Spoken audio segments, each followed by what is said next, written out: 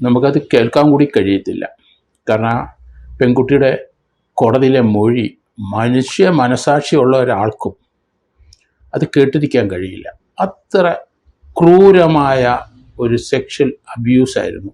മഞ്ജുവിൻ്റെ പ്രസ്താവന നേരത്തെ ഉള്ളത് തന്നെ ആ സ്റ്റേറ്റ്മെൻറ്റ് കോടതി കൊടുത്തിട്ടുണ്ടല്ലോ, അതിൽ നിന്ന് ഒരു ഇഞ്ച് പോലും മാറിയിട്ടില്ല. കുറച്ചുകൂടെ അഗ്രസീവായിട്ട് വന്നെന്ന് മാത്രമേ ഉള്ളൂ. ചെയ്യിച്ചതാരാണ് എന്ന് ഇപ്പോഴും പകൽ വെളിച്ചത്തിൽ ആ ആളങ്ങനെ നിൽപ്പുണ്ട്. പക്ഷേ കോടതിക്കൊന്നും ചെയ്യാൻ പറ്റിയില്ല, ചെയ്തില്ല. എന്ത് കാരണമാണെന്ന് നമുക്കറിയില്ല. നീതി ലഭിക്കില്ല എന്ന് ആ പെൺകുട്ടിക്ക് അറിയാം. കാരണം ആ 120B എതിർചേരിയിലെ മുന്നിൽ നിൽക്കുന്ന ആള് കേരളത്തിലെ സിനിമാ ലോകത്ത് ആധികാരികത ചുമത്തിക്കൊണ്ടിരിക്കുന്ന വ്യക്തി തന്നെയാണ്. ഈ രീതിയിലുള്ള ക്രൂരമായ പെരുമാറ്റങ്ങൾ ചെയ്യാൻ മലയാള സിനിമയിൽ വേറെ ആരും ഉണ്ടെന്ന് എനിക്ക് തോന്നുന്നില്ല. അതിജീവിത കൃത്യമായിട്ട് പറഞ്ഞല്ലോ, തനിക്ക് കോടതി വിശ്വാസമില്ല, ആ കോടതിയിൽ നിന്ന് നീതി കിട്ടില്ല എന്ന് അവർ 2020 മുതൽ പറഞ്ഞുകൊണ്ടിരിക്കുകയാണ്. ആ 2020 മുതൽ അവർ പറഞ്ഞത് 100% ശരിയാണെന്ന് ഇപ്പം നമുക്ക് മനസ്സിലായില്ലേ. നടി ആക്രമിക്കപ്പെട്ട കേസിൽ നീതി പൂർണ്ണമായി നടപ്പിലാക്കി എന്ന് പറയാൻ കഴിയില്ല എന്നും ഇത് ആസൂത്രണം ചെയ്തവർ ആരായാലും അവർ പുറത്ത് പകൽ വെളിച്ചത്തിലുണ്ട് എന്നത് ഭയപ്പെടുത്തുന്ന ഒരു യാഥാർത്ഥ്യമാണ് എന്നും നടി മഞ്ജു വാര്യർ. നടി ആക്രമിക്കപ്പെട്ട കേസിൽ കോടതി വിധി വന്നതിന് ശേഷം സോഷ്യൽ മീഡിയയിൽ പങ്കുവച്ച കുറിപ്പിലൂടെയാണ് മഞ്ജു വാര്യർ പ്രതികരിച്ചിരിക്കുന്നത്. ആസൂത്രണം ചെയ്തവർ കൂടി ശിക്ഷിക്കപ്പെട്ടാലേ അതിജീവിതയ്ക്ക് നീതി പൂർണ്ണമാകുകയുള്ളൂ. പോലീസിലും നിയമ സംവിധാനത്തിലും താൻ ഉൾപ്പെടെയുള്ള സമൂഹത്തിനുള്ള വിശ്വാസം ദൃഢമാക്കാൻ അതുകൂടി കണ്ടെത്തിയേ തീരൂവെന്നും അവർ പറയുന്നുണ്ട്. മഞ്ജു വാര്യർ ലക്ഷ്യമിടുന്നത് എന്താണ്? നമ്മൾ ചർച്ച ചെയ്യുകയാണ്. Retired SP George Joseph sir ഒപ്പമുണ്ട്. ജോർജ് ജോസഫ് സാർ, ഈ നടി ആക്രമിക്കപ്പെട്ട കേസിൽ കോടതി വിധി വന്നതിന് പിന്നാലെ മഞ്ജു വാര്യരെ ലക്ഷ്യമിട്ടായിരുന്നു ദിലീപിന്റെ ആദ്യ പ്രതികരണം. മഞ്ജു വാര്യർക്കെതിരെ ദിലീപ് നിയമ നടപടിക്ക് നീങ്ങുന്നു എന്ന തരത്തിലുള്ള പ്രചാരണത്തിനിടെയാണ് ഇപ്പോൾ മഞ്ജു വാര്യരുടെ ആദ്യ പ്രതികരണം കൂടി പുറത്തു വന്നിരിക്കുന്നത്. ആസൂത്രകർ ആരായാലും അവർ പകൽ വെളിച്ചത്തിലുണ്ട് എന്നത് ഭയപ്പെടുത്തുന്നു എന്നായിരുന്നു മഞ്ജുവിന്റെ ആദ്യ പ്രതികരണം. ഇത് ദിലീപിനെതിരെയാണ് എന്ന് കരുതാനാകുമോ? തീർച്ചയായിട്ടും മഞ്ജു വാര്യർക്ക് അറിയാമല്ലോ ആരാണ് ഈ കഠോര കൃത്യം ചെയ്തത്. നമുക്കത് കേൾക്കാൻ കൂടി കഴിയത്തില്ല.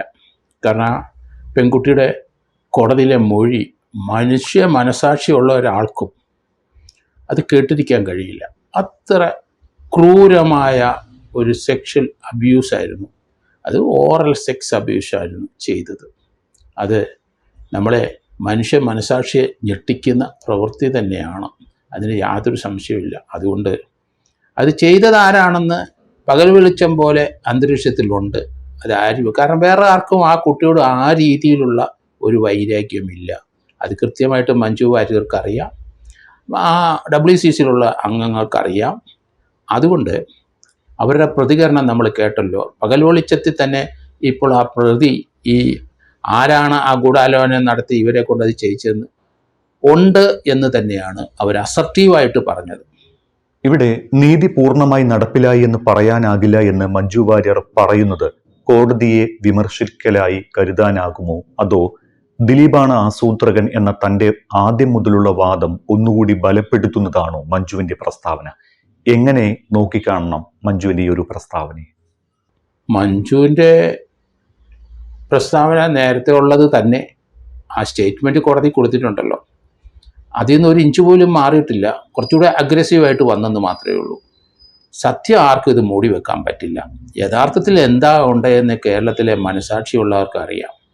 പ്രത്യേകിച്ച് ആ ജഡ്ജ്മെൻറ്റിൻ്റെ അകത്ത് ആ PW1 അല്ലെങ്കിൽ ആ വിക്ടീമിൻ്റെ മൊഴി കേട്ട ഒരു മനുഷ്യനും അത് കേട്ടിരിക്കാൻ കഴിയില്ല. കാരണം അത്ര ക്രൂരമായ ഒരു ഇന്നസെൻ്റായ ഒരു പെൺകുട്ടിയെ ചെയ്തത് അതാണ്. അത് ചെയ്തത് ആരാണെന്ന് അറിയാമല്ലോ, പക്ഷേ ചെയ്യിച്ചത് ആരാണ് എന്ന് ഇപ്പോഴും പകൽ വെളിച്ചത്തിൽ ആ ആളങ്ങനെ നിൽപ്പുണ്ട്. പക്ഷേ കോടതിക്കൊന്നും ചെയ്യാൻ പറ്റിയില്ല, ചെയ്തില്ല. എന്ത് കാരണമാണെന്ന് നമുക്കറിയില്ല. ഈ കോടതി വിധി തന്നെ അത്ഭുതപ്പെടുത്തുന്നതല്ല എന്നും കാര്യങ്ങൾ ശരിയായ ദിശയിൽ അല്ല നീങ്ങുന്നത് എന്ന് 5 വർഷം മുന്നേ തന്നെ താൻ മനസ്സിലാക്കിയതാണ് എന്നാണ് അതിജീവിതയും ഈ ഒരു വിധിയോട് പ്രതികരിച്ചിരിക്കുന്നത്. എന്താണ് അതിജീവിതയുടെ പ്രതികരണത്തിന്റെ അർത്ഥം? അത് നീതി ലഭിക്കില്ല എന്ന് ആ പെൺകുട്ടിക്ക് അറിയാം. കാരണം ആ 120B എതിർചേരിയിലെ മുന്നിൽ നിൽക്കുന്ന ആള് കേരളത്തിലെ സിനിമാ ലോകത്ത് ആധികാരികത ചുമത്തിക്കൊണ്ടിരിക്കുന്ന വ്യക്തി തന്നെയാണ്. സാമ്പത്തികമായിട്ടും സിനിമാ രംഗത്തായിട്ടും വളരെയധികം ആൾക്കാർ അദ്ദേഹത്തിനെ ഫോളോ ചെയ്യുന്നുണ്ട്. അദ്ദേഹത്തിൻ്റെ പിന്നാലെ നടക്കുന്നവരുമുണ്ട്. അദ്ദേഹത്തിൻ്റെ ആ സാമ്പത്തിക ശക്തിയിൽ എല്ലാവരും മതിമറന്നു പോവുകയും ഇരിക്കുകയാണ്. അത് തന്നെയല്ല, അയാൾക്കെതിരായിട്ട് ഇവിടെ ഏത് രീതിയിൽ പോയാലും ശരി നീതി ലഭിക്കില്ല എന്ന് ആ പെൺകുട്ടിക്കറിയാം, മഞ്ജു വാര്യർക്കറിയാം, WCCയിലെ പല അംഗങ്ങൾക്കും അറിയാം, ഭാഗ്യലക്ഷ്മിക്കറിയാം, ആ പെൺകുട്ടിയായിട്ട് അടുത്തിരിക്കുന്നവർക്ക് എല്ലാവർക്കും അറിയാതെ. കാരണം അതിശക്തനായ ഒരാൾ തന്നെയാണ് അതിൻ്റെ പിന്നിൽ. അത് പകൽ വെളിച്ചം പോലെ അത് സുതാര്യമായിട്ട് നമുക്കറിയുകയും ചെയ്യാം. പക്ഷേ കോടതി അങ്ങനെ ഒരു വിലയിരുത്തൽ നടത്തപ്പം അതേപ്പറ്റി അഭിപ്രായം പറയാതിരിക്കുന്നതാണ് നല്ലതെന്ന് ഞാൻ കരുതുന്നു. ഈ കുറ്റാരോപിതരിൽ ഒരാളിലേക്ക് എത്തുമ്പോൾ മാത്രം കേസ് കൈകാര്യം ചെയ്യുന്ന രീതിയിൽ മാറ്റം വന്നു എന്നാണ് അതിജീവിത പറയുന്നത്. ഈ ഒരാൾ ദിലീപ് അല്ലേ? എങ്ങനെയാണ് അതിജീവിതയുടെ ഈ ഒരു പ്രസ്താവനയെ നോക്കിക്കാണേണ്ടത്? ദിലീപാണെന്ന് ദിലീപിൻ്റെ കൂടെ നിൽക്കുന്നവർക്കും അറിയാം. ഈ രീതിയിലുള്ള ക്രൂരമായ പെരുമാറ്റങ്ങൾ ചെയ്യാൻ മലയാള സിനിമയിൽ വേറെ ആരും ഉണ്ടെന്ന് എനിക്ക് തോന്നുന്നില്ല. പലരും പല സ്ത്രീകളെ പീഡിപ്പിച്ചതൊക്കെ നമുക്കറിയാം. പക്ഷേ പ്രതികാര വാഞ്ചയോടെ ഒരു പെൺകുട്ടിയെ അവരെ ക്രൂരമായി ബലാത്സംഗം ചെയ്തതിന് കൊട്ടേഷൻ കൊടുക്കാനുള്ള വക്രതയും ആ രീതിയിലുള്ള ക്രിമിനാലിറ്റി ഉള്ള ഒരു വ്യക്തിയെ തന്നെയാണ് പ്രതിസ്ഥാനത്ത് വന്നത്. പോലീസ് അത് യഥാർത്ഥത്തോട് കണ്ടെത്തി. പക്ഷെ കോടതിക്ക് അത് വിശ്വസിക്കാൻ കഴിഞ്ഞില്ല. ആ തെളിവിൻ്റെ അഭാവത്തിൽ വിട്ടു എന്ന് പറയുന്നു. പക്ഷേ ഒരു 120B ഇന്ത്യയിലെ ഒരു കോടതിയിലും ഞാൻ കണ്ടിട്ടില്ല 9 ഇൻസ്റ്റൻസ് ആണ് കൊടുത്തിരിക്കുന്നത് ഗൂഢാലോചനയ്ക്ക്. അത് കോടതി 9 തള്ളിക്കളഞ്ഞത്. സാധാരണഗതിയിൽ ഒരു ഗൂഢാലോചനയ്ക്ക് ഈ പറയുന്ന രീതി മറ്റുള്ളവരുടെ ഡയറക്റ്റ് എവിഡൻസ് ഒരിക്കലും കിട്ടില്ല എന്നറിയാം. അത് ഹൈക്കോടതിക്കും സുപ്രീം കോടതിക്കൊക്കെ അറിയാം. പക്ഷേ അതിലേക്ക് വെളിച്ചം വീശുന്ന അല്പസ്വല്പം എവിഡൻസ് അയാളിലേക്ക് വന്നാൽ അത് തന്നെ മതി. ആ കാര്യത്തിന് ഗൂഢാലോചനയ്ക്ക് ആ എവിഡൻസ് മതി. അത് ഈ കോടതി അംഗീകരിച്ചില്ല. നമുക്കതിനെപ്പറ്റി ഒരു കമൻറ്റും ഇല്ല. തനിക്ക് നീതി കിട്ടില്ല എന്ന് ഹൈക്കോടതിയെയും സുപ്രീം കോടതിയെയും ബോധ്യപ്പെടുത്തിയിട്ടും ഫലമുണ്ടായില്ല എന്നാണ് അതിജീവിത പറയുന്നത്.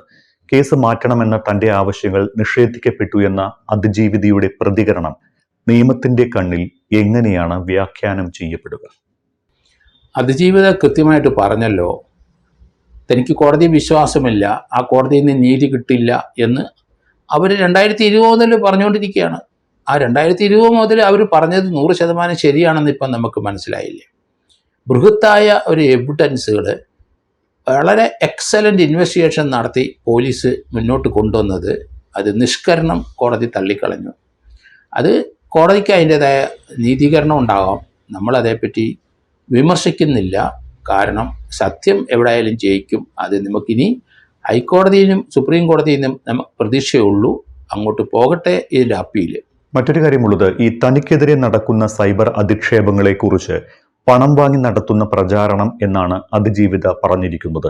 ഇത്തരം സൈബർ അധിക്ഷേപങ്ങൾക്കെതിരെ അതിജീവിത നിയമ നടപടി സ്വീകരിക്കാൻ സാധ്യതയുണ്ടോ? അങ്ങനെ നിയമപരമായി മുന്നോട്ട് പോയാലും അതിൽ എത്രത്തോളം നിയമസാധ്യതയുണ്ട്? അതിൽ നിയമസാധ്യതയുണ്ട് തീർച്ചയായിട്ടും.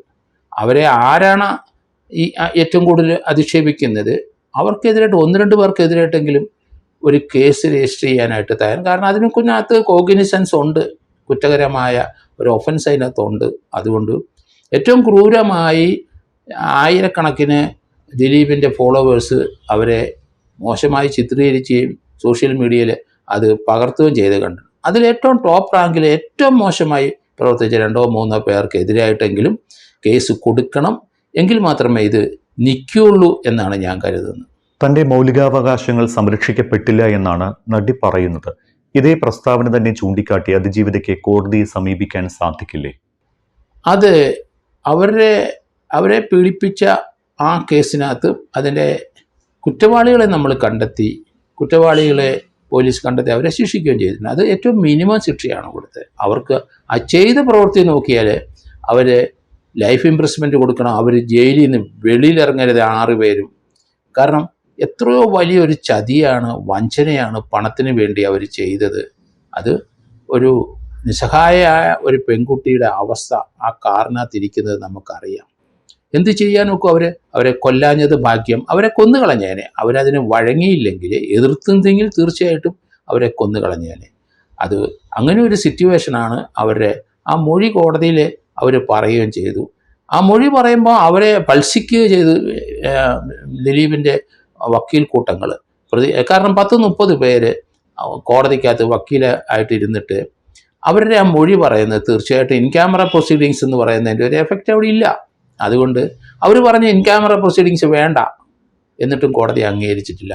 അത് വിക്ടീമല്ലേ പറയേണ്ടത്, കോടതി അല്ലല്ലോ നിശ്ചയിക്കേണ്ടത്. വിക്ടീമിൻ്റെ ആവശ്യപ്രകാരമല്ലേ കോടതി അപ്രകാരം ചെയ്തത്. അവരെ സംരക്ഷിക്കുകയും പ്രൊട്ടക്റ്റ് ചെയ്യുകയും ചെയ്യാൻ സ്വതന്ത്രമായിട്ട് അവർ മൊഴി പറയുന്നതിന് വേണ്ടിയിട്ടല്ലേ ഇൻ ക്യാമറ പ്രൊസീഡിങ്സ്. ആ ഇൻ ക്യാമറ പ്രൊസീഡിങ്സ് വേണ്ട എന്ന് പറഞ്ഞിട്ട് കോടതി അത് കേട്ടില്ല. അത് ഹൈക്കോടതിയിൽ പോയിട്ടും നീതി ലഭിച്ചില്ല. അങ്ങനെയുള്ള ചില കാര്യങ്ങളിൽ എന്തുകൊണ്ടാണ് കോടതി ഇതുപോലെ കർശന സ്വഭാവം കാണിക്കുന്നതെന്ന് എനിക്ക് മനസ്സിലാകുന്നില്ല. നമുക്ക് ഒരു വിക്ടീമിൻ്റെ അവകാശം ധ്വംസിക്കപ്പെടുമ്പോൾ ആ വിക്ടീമിനെ രക്ഷിക്കാനാണ് കോടതി ഇരിക്കുന്നത്.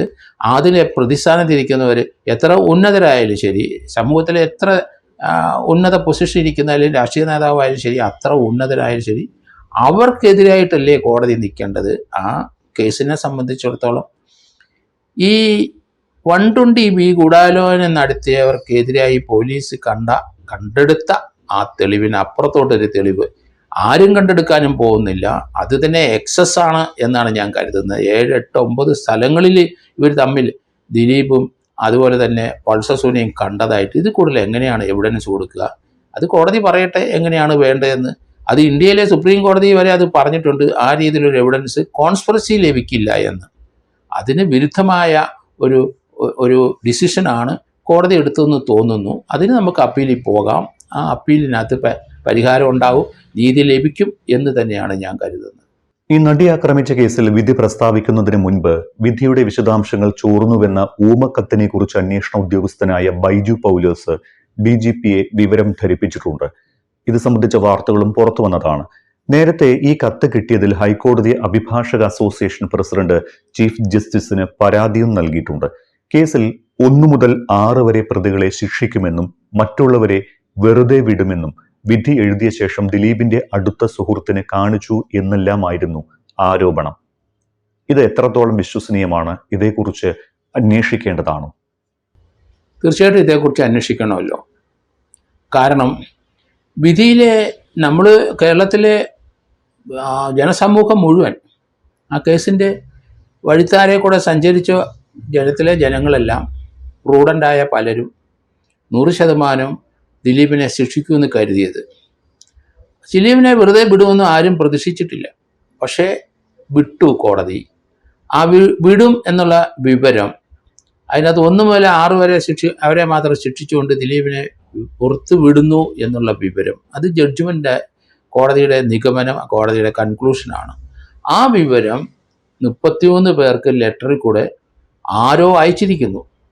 ഒരേ പോസ്റ്റ് ഓഫീസിൽ നിന്ന് തന്നെയാണ് മുഖം മറച്ച ഒരാൾ അവിടുത്തെ CCTV ദൃശ്യത്തിൽ കണ്ടു. അയാൾ വന്നിട്ട് 33 രജിസ്റ്റേർഡ് തപാൽ ആണ് അയച്ചിരിക്കുന്നത്. അത് തന്നെ എത്ര മണിക്കൂർ എടുത്തിട്ടുണ്ടാവും അയാൾ അവിടെ നിന്ന് അത് അയക്കാനായിട്ട്. അങ്ങനെ അയച്ചിരിക്കുന്നത് 33 പേരിനകത്തും ഈ ജഡ്ജ്മെൻ്റ് രത്നച്ചുരുക്കം പറഞ്ഞിരിക്കുന്നു.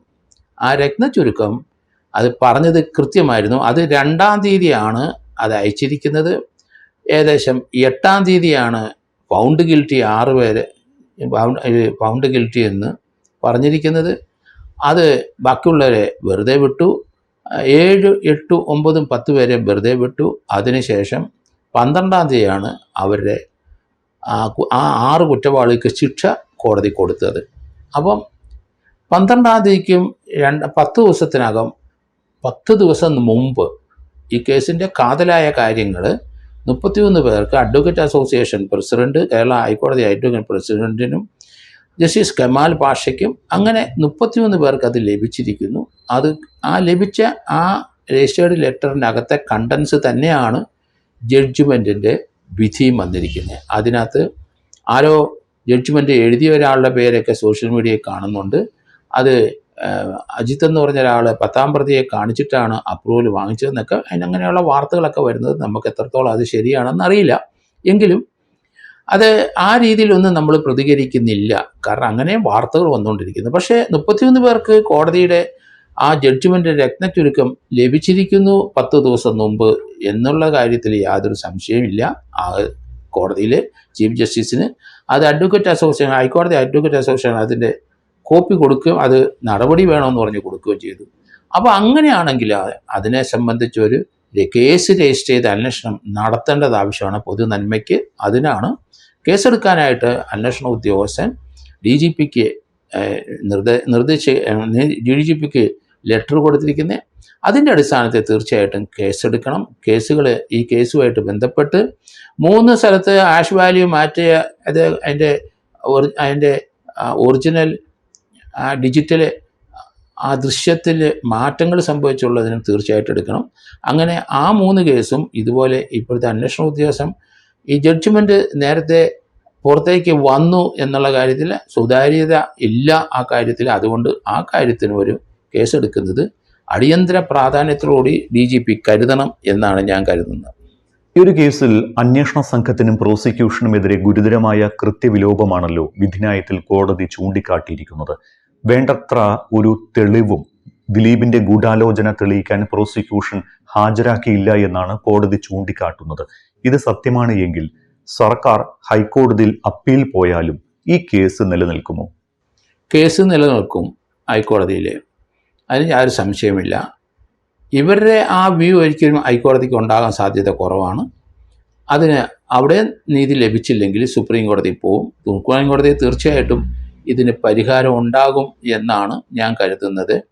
കാരണം ഒരു മനുഷ്യ മനസാക്ഷിയെ ഞെട്ടിക്കുന്ന, സമൂഹത്തെ ഞെട്ടിക്കുന്ന, ഇന്ത്യയെ ഞെട്ടിച്ച ഒരു കൊട്ടേഷനാണ്. അതിനകത്ത് ഒരാളെ സംശയം ഉണ്ടെങ്കിൽ അത് കൊട്ടേഷൻ കൊടുത്ത ആളെ കൃത്യമായ പോലീസ് കണ്ടെത്തി കഴിഞ്ഞിട്ടുണ്ട്. അയാളുടെക്കെതിരായിട്ടുള്ള എവിഡൻസ് വിശ്വസിക്കത്തക്കതാണെങ്കിൽ അയാളെ ശിക്ഷിക്കേണ്ടത് ഉത്തരവാദിത്വം ഹൈക്കോടതിക്ക് സുപ്രീം കോടതിക്ക് ഉണ്ട് എന്ന് തന്നെയാണ് ഞാൻ കരുതുന്നത്. ഓക്കെ സാർ, ഇനി എന്തായാലും നമുക്ക് അടുത്ത എപ്പിസോഡിൽ ബാലചന്ദ്രകുമാറിന്റെ മൊഴി എന്തുകൊണ്ടാണ് കോടതി വിശ്വാസത്തിൽ എടുക്കാതിരുന്നത്, മറ്റെന്തൊക്കെ കാര്യങ്ങൾ ചൂണ്ടിക്കാട്ടിയാണ് ദിലീപിനെ കോടതി കുറ്റവിമുക്തനാക്കിയത് എന്നീ കാര്യങ്ങൾ ചർച്ച ചെയ്യാം. അത് അടുത്ത എപ്പിസോഡിൽ.